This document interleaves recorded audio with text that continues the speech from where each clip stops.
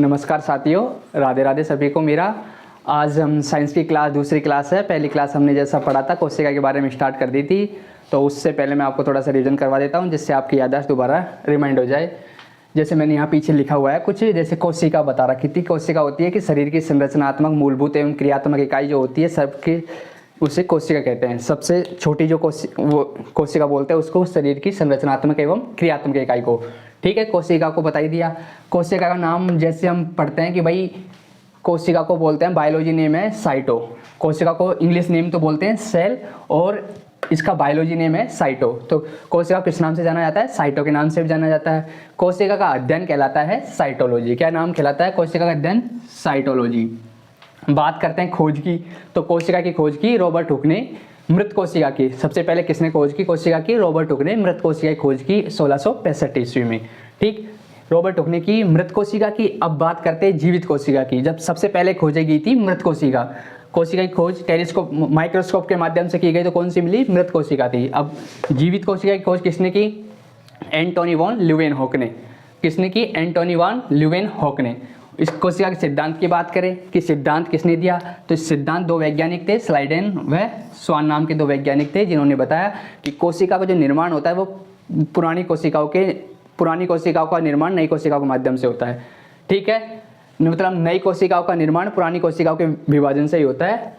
इसके बारे में अब हम पढ़ते हैं आगे। इससे कल तक यहाँ तक पढ़ लिया था हमने, सिद्धांत की बात कर ली थी। हम इससे आगे सिद्धांत के बारे में बता ही दिया कि भाई स्लाइडन व स्वान ने कहा कि नई कोशिका को जो निर्माण होता है पुरानी कोशिका के विभाजन से होता है। ठीक, अब इसके बाद आगे यहाँ तक तो आ ही गया होगा आप सबको। अब बात कर लेते हैं सबसे छोटी सबसे बड़ी कोशिका की। ये भी बता दिया था मैंने आपको। देखो, अगर ओवरऑल सबसे बड़ी कोशिका देखते हैं हम, सबसे बड़ी कोशिका, अगर ओवरऑल सबसे बड़ी कोशिका की बात की जाएगी तो हमारे पास आता है शुतुरमुर्ग का अंडा। शुतुरमुर्ग का अंडा। ठीक, सबसे छोटी आएगी, सबसे छोटी आएगी हमारे पास माइक्रोप्लाज्मा।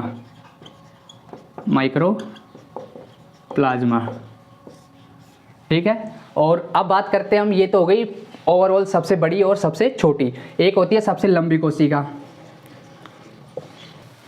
देखो, सबसे बड़ी कोशिका ओवरऑल में शुतुरमुर्ग का अंडा है, सबसे छोटी कोशिका माइक्रोप्लाज्मा है, सबसे लंबी कोशिका है वो न्यूरॉन कोशिका।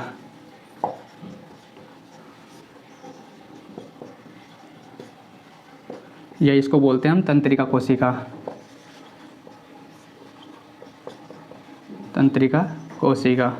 अब आप समझ रहे होंगे कि भाई लंबी और सबसे लंबी कोशिका की बात होगी न्यूरॉन कोशिका। अब ये कोशिका पाई कहाँ जाती है? न्यूरॉन कोशिका, जो कि हमारे ब्रेन में पाई जाती है। ठीक, कहाँ? मस्तिष्क में। मस्तिष्क में पाई जाती है। इसमें तो क्या है, ये तो विभाजन रहित है। इसको बोलते हैं न्यूरॉन तो विभाजन रहित। विभाजन रहित न्यूरॉन कोशिका में विभाजन नहीं होता। और जब से सबसे तेज विभाजन होता है, जिस कोशिका में सबसे तेज विभाजन होता है, मतलब एक कोशिका का नष्ट हुई तो दूसरी कोशिका जैसे ही बनी तो उसको विभाजन, कि एक कोशिका के नष्ट होने पर दूसरी कोशिका बनना विभाजन हो गया। तो इसमें सबसे तेज विभाजन किस कोशिका का होगा? यकृत में। किसमें? यकृत या लीवर में। किसमें? लीवर में। विभाजन रहित है न्यूरॉन कोशिका, जो कि हमारे मस्तिष्क में पाई जाती है। अगर हमारी हाथ वगैरह किसी में भी चोट लग जाती है तो दोबारा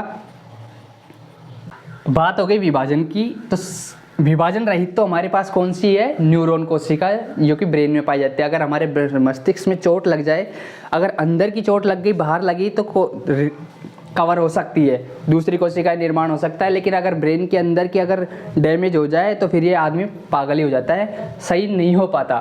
तो उसको, ये तो है न्यूरॉन कोशिका, क्योंकि उसका विभाजन रहित है, विभाजन नहीं होता। ये है सबसे तेज विभाजन किस में होता है? यकृत में। ठीक, उसके बाद देखते हैं हम, ये तो सबसे बड़ी कोशिका होगी, सबसे बड़ी ओवरऑल में। सबसे लंबी बताई दी और सबसे छोटी बताई दी माइक्रोप्लाज्मा। अब है प्राणी जगत की, देख लीजिए। अगर मानव शरीर की बात की जाए तो मानव शरीर में सबसे बड़ी, मानव शरीर की सबसे बड़ी कोशिका, सबसे बड़ी कोशिका है अंडाणु। कौन सी है? अंडाणु जो कि ओभम में पाए जाते हैं। किसमें? ओभम। सबसे छोटी कोशिका है, सबसे छोटी कोशिका है शुक्राणु, जो कि किस में पाए जाते हैं? मनुष्य में पाए, नर में पाए जाते हैं, स्पर्म में। किसमें? स्पर्म में। ठीक, ये ओभम है अंडाणु में, ओभम। ठीक, ये हो गई सबसे बड़ी कोशिका और सबसे छोटी कोशिका प्राणी जगत की या मानव जगत की। ठीक है, इसके बाद हम पढ़ते हैं अब अगला।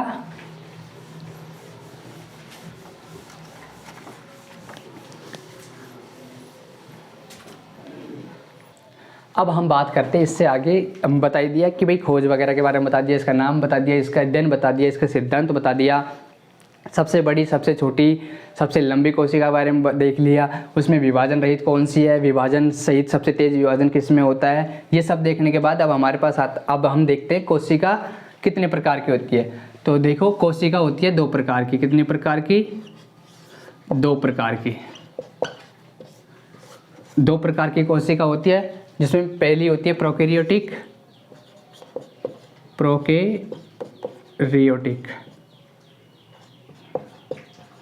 प्रोकैरियोटिक और दूसरी होती है यूकैरियोटिक।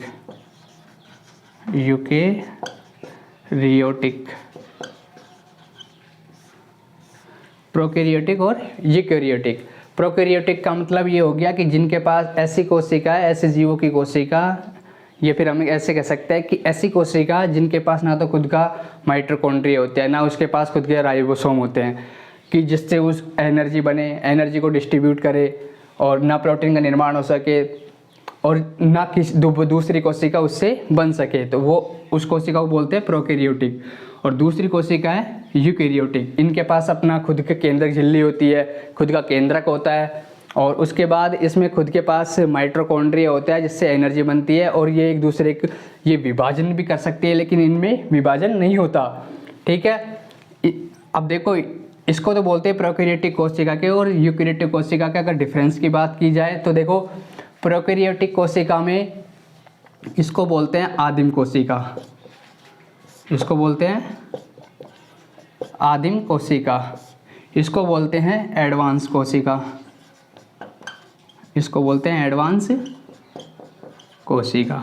ठीक है, अब देखो, इसको बोलते हैं आदिम कोशिका और उस यूकैरियोटिक कोशिका को बोलते हैं एडवांस कोशिका। प्रोकैरियोटिक कोशिका में दूसरा है, अगला है केंद्रक के ऊपर केंद्रक झिल्ली नहीं पाई जाती। क्या नहीं पाई जाती? केंद्रक के ऊपर न्यूक्लियस, इसका जो न्यूक्लियस है उसके ऊपर केंद्रक झिल्ली का अभाव रहता है, जिसकी वजह से इसका जो आनुवंशिक पदार्थ रहता है वो बिखरा पड़ा रहता है। ठीक, इसमें केंद्रक झिल्ली का अभाव,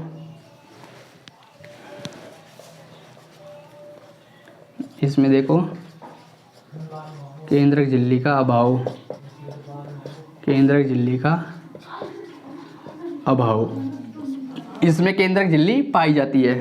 ठीक, केंद्रक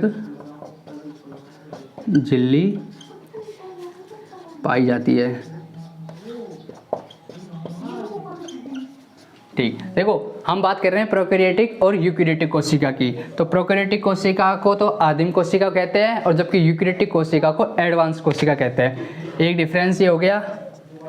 दूसरा डिफरेंस है कि इसमें तो केंद्रक के ऊपर केंद्रक झिल्लिका का अभाव रहता है, जिसकी वजह से इस कोशिका के अंदर जो आनुवंशिक पदार्थ पाया जाता है उसका अभाव बिखरा पड़ा रहता है, चारों तरफ फैला रहता है।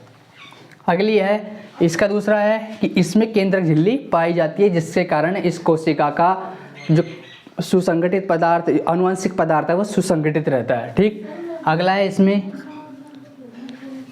यह है, देखो भाई, प्रोकैरियोटिक और यूकैरियोटिक कोशिका की बात हो रही थी। इसको आदिम कोशिका बोलते हैं, इसको एडवांस कोशिका कहते हैं। इसमें केंद्रक झिल्ली का अभाव रहता है, जिसकी वजह से इसका जो आनुवंशिक पदार्थ है वो बिखरा रहता है। दूसरी बात यूकैरियोटिक की, इसमें केंद्रक झिल्ली पाई जाती है, जिससे इसका आनुवंशिक पदार्थ सुसंगठित रहता है। अगली बात है कि इसमें दोहरी झिल्ली युक्त कोशिकांग, दोहरी झिल्ली युक्त कोशिकांग का अभाव, कोशिकांग का अभाव, जबकि इसमें दोहरी झिल्ली युक्त कोशिकांग पाए जाते हैं। ठीक है, उसके बाद देखिए, अब हमारे पास अगला है, इसमें 70S प्रकार के राइबोसोम पाए जाते हैं। ओके, इसमें राइबोसोम, इसमें किस प्रकार के राइबोसोम? 70S प्रकार के राइबोसोम पाए जाते हैं, जबकि इसमें 80S प्रकार के राइबोसोम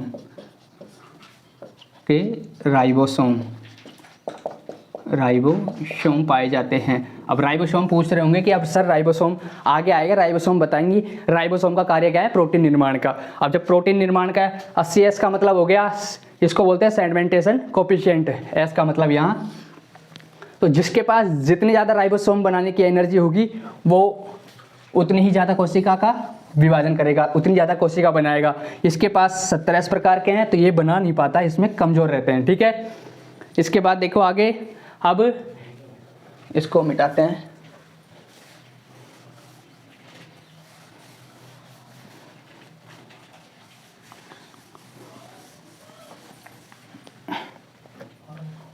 प्रोकैरियोटिक कोशिका की बात करें तो इसमें गति के लिए विशेष अंग पाए जाते हैं। कुछ इसमें गति के लिए कुछ विशेष अंग पाए जाते हैं। देखो, गति के लिए विशेष अंग। जब प्रोकैरियोटिक जीव या प्रोकैरियोटिक कोशिका जब भी गति करती है या तो इसमें गति के लिए कुछ विशेष अंग पाए जाते हैं जिन्हें बोलते हैं सीलिया फ्लैजिला। सीलिया व फ्लैजिला, क्या बोलते हैं? सीलिया व फ्लैजिला। ये गति के लिए विशेष अंग पाए जाते हैं प्रोकैरियोटिक कोशिका के लिए, जबकि इसमें यूकैरियोटिक कोशिका में गति के लिए कोई विशेष अंग नहीं पाया जाता, इसमें अभाव रहता है, गति के विशेष अंग के लिए अभाव। ठीक है, अब बात करें इसमें ऊर्जा देने के लिए, ऊर्जा देने वाला अंग जो प्रोकैरियोटिक कोशिका है उसमें ऊर्जा देने वाले अंग को मीजोसोम कहते हैं। क्या बोलते हैं? मीजोसोम। देखो, प्रोकैरियोटिक कोशिका में जो ऊर्जा देने वाला अंग है उसको मीजोसोम बोलते हैं। क्या बोलते हैं? मीजोसोम। मीजोसोम ये ऊर्जा देने वाला है, ऊर्जा देने वाला अंग। देखो, मीजोसोम है, ये प्रोकैरियोटिक कोशिका में ऊर्जा देने वाला अंग है जिसकी वजह से प्रोकैरियोटिक जीव को एनर्जी मिलती है। ठीक, यूकैरियोटिक कोशिका में जो ऊर्जा देने वाला अंग है उसको हम बोलते हैं माइटोकॉन्ड्रिया। इसमें ऊर्जा देने के लिए, इसमें ऊर्जा अंग माइटोकॉन्ड्रिया। माइटोकॉन्ड्रिया क्या बोलते हैं उसको? माइटोकॉन्ड्रिया। अब बात कर ली जाए प्रोकैरियोटिक जीवों की कौन कौन सी कोशिका होती है, प्रोकैरियोटिक कोशिका और यूकैरियोटिक कोशिका। तो प्रोकैरियोटिक कोशिका में आ जाएंगे हमारे पास माइक्रोप्लाज्मा हो गई, माइक्रोप्लाज्मा, या फिर हमारे पास वायरस हो गया, विरोइड हो गया, प्रियॉन हो गया। उसके बाद जैसे कोरोना जैसे वायरस वगैरह हो गए तो वो किस में आएंगे? हमारे पास प्रोकैरियोटिक कोशिकाओं में आएंगे। और बात कर ली जाए यूकैरियोटिक कोशिका की, तो यूकैरियोटिक कोशिका में हमारे पास जंतु कोशिका, पादप कोशिका, जितने भी सारे जीव जंतु है, पादप हैं, वो सारे किस में आएंगे? यूकैरियोटिक कोशिका में। प्रोकैरियोटिक कोशिका को हम नग्न आंखों से नहीं देख सकते, इसमें क्या है? नग्न आंखों से देखी नहीं जा सकती, इनको सिर्फ माइक्रोस्कोप के द्वारा ही देखा जा सकता है प्रोकैरियोटिक कोशिका को। बात कर ली जाए यूकैरियोटिक कोशिका, मतलब नग्न आंखों से तो नहीं देखी जा सकती लेकिन ये बड़ी होती हैं। ठीक है, प्रोकैरियोटिक कोशिका छोटी होती है, इन्हें नग्न आंखों से नहीं देखा जा सकता, यूकैरियोटिक कोशिका बड़ी होती है। ठीक है, अब इसके बाद आगे हम बात करते हैं। इसमें बताई दिया कि इसमें आप कोई सी भी ले लीजिए, जितने भी आप जीव जगत ले लीजिए या पादप जगत ले लीजिए, सारी कोशिका किस में आएंगी? यूकैरियोटिक कोशिका में। ठीक,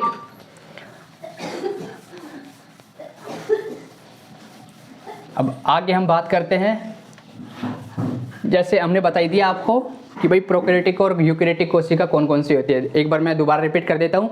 प्रोकैरियोटिक कोशिका को आदम कोशिका कहते हैं, इसमें केंद्रक के ऊपर केंद्रक झिल्ली का अभाव रहता है, जिसकी वजह से इसका सुसंगठित, जिसमें इसका आनुवंशिक पदार्थ जो होता है वो बिखरा पड़ा रहता है। ठीक, इसमें दोहरी झिल्ली युक्त कोशिकांगों का अभाव रहता है। गति के लिए विशेष अंग सीलिया और फ्लैजिला पाए जाते हैं। उसके बाद इसमें ऊर्जा देने वाला अंग मीजोसोम कहलाता है। इसके उदाहरण बताई दिया आपको, वायरस हुआ, विरोइड, प्रियॉन जैसे माइक्रोप्लाज्मा। और प्रोकैरियोटिक कोशिका की बात की जाए तो छोटी होती है, नजरों से नहीं देखा जा सकता, इसको माइक्रोस्कोप के वजह से ही देखा जा सकता है। अब बात करें यूकैरियोटिक कोशिका की, तो यूकैरियोटिक कोशिका में हम जैसे मानव आ गया, पादप आ गए, जंतु कोशिका, पादप कोशिका, जितने भी जीव जगत के हैं सारे वो यूकैरियोटिक कोशिका में आ जाएंगे। किस में आ जाएंगे? यूकैरियोटिक कोशिका में आ जाएंगे। यूकैरियोटिक कोशिका को एडवांस कोशिका भी कहते हैं, और इसमें दोहरी झिल्ली युक्त कोशिकांग पाए जाते हैं। उसके बाद इसमें केंद्र के ऊपर केंद्रक झिल्ली पाई जाती है, जिससे इसका आनुवंशिक पदार्थ सुसंगठित रहता है। इसमें जबकि प्रोकैरियोटिक कोशिका में देखो, इसमें 80S प्रकार के आनुवंशिक, मतलब यूकैरियोटिक कोशिका में 80S प्रकार के राइबोसोम पाए जाते हैं। इसमें गति के लिए कोई विशेष अंग नहीं पाया जाता, और इसमें ऊर्जा देने वाला अंग माइटोकॉन्ड्रिया पाया जाता है। ठीक है, अब बात कर लेते हैं, एक कोशिका आई थी हमारे पास माइक्रोप्लाज्मा। जैसा कि हम बात कर चुके हैं पहले भी, माइक्रोप्लाज्मा जीव जगत की सबसे छोटी कोशिका, अगर ओवरऑल विश्व सारे सबसे पूरे विश्व की सबसे छोटी कोशिका है तो कौन सी है? माइक्रोप्लाज्मा। कौन सी है? माइक्रोप्लाज्मा। अब इसके बारे में देखो, एक तो सबसे छोटी कोशिका बताई थी मैंने आपको, सबसे छोटी कोशिका। छोटी कोशिका होने के साथ साथ इसमें एक ये बात भी है कि अपना रंग, रूप और आकार को परिवर्तित कर लेती है। रंग, रूप और आकार में भी क्या कर लेती है? परिवर्तन कर लेती है। आकार, रंग, रूप और इसके रंग, रूप और आकार में परिवर्तन करने के कारण इसको पादप जगत का जोकर बोलते हैं। क्या बोलते हैं? पादप जगत का जोकर। क्योंकि ये एक दूसरे रूप में परिवर्तित हो जाती है, एक रंग से दूसरे रंग में, एक आकार से दूसरे आकार में परिवर्तित होने के कारण इसको जगत जोकर कहा जाता है। तो ये हो गई हमारे पास माइक्रोप्लाज्मा। जैसे माइक्रोप्लाज्मा की हम बात कर रहे थे, जिसमें इसको माइक्रोप्लाज्मा में एक ऐसी कोशिका है माइक्रोप्लाज्मा ही, जो बिना श्वसन के जीवित रह सकती है। क्या रह सकती है? एकमात्र कोशिका है माइक्रोप्लाज्मा, एकमात्र कोशिका जो बिना श्वसन के जीवित, एकमात्र कोशिका जो बिना श्वसन जीवित रह सकती है। ये एकमात्र ऐसी कोशिका है जो बिना श्वसन जीवित रह सकती। आप सबको समझ में आया होगा ये कोशिका के बारे में हमने आज जितना पढ़ा, वो सब इसकी क्लास हम नेक्स्ट करेंगे। धन्यवाद, राधे राधे सभी को। अगर आपको वीडियो अच्छी लगी हो तो चैनल को लाइक और सब्सक्राइब जरूर कर दे। चैनल का नाम है, यूट्यूब चैनल का नाम है द देव चौबे।